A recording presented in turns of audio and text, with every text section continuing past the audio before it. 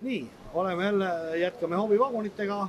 Nüüd on meil käsil 545 KMF Deluxe seeres. Esiteks uus saba, väga hästi ilus. Ise põhjalahendus 545 KMF on meil olnud väga hästi müüdud. Nüüd tal on üks lisavariant, on võimalust nendele juurde võtta, on garaaž. Ehk tal on taga narivoodi. Narivoodi, siin on muidu on standardis on aken, aga on võimalik tellida ilma aknata. Ja siis on see, et keerad selle madrats üles, on täiesti niisugune suur garaaž, mingi kiiritskonksud ja kõik asjad. Kui siin all nüüd ütleme, kui laps magab, siis laske lapsele ennem üles tõsta ja siis keerabki see üles. Nii, ja liigume nüüd sisse.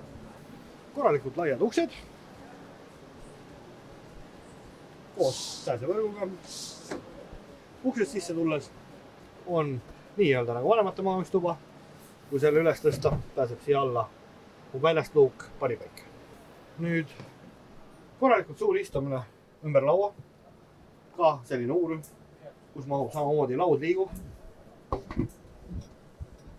Ehk mahub igale poole istuma köögis.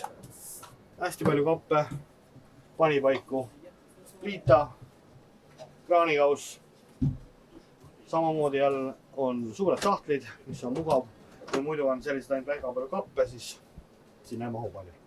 150 liitrine Slim Tower külmkapp, mis tõesti mahutab väga palju.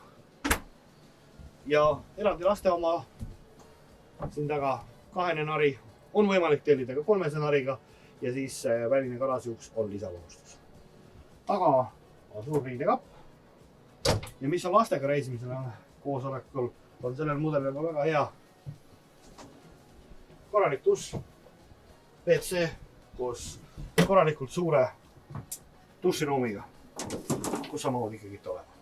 Tänud tähelepanu eest ja jälgige matkasuvilat.ee, kus alati rohkem infot.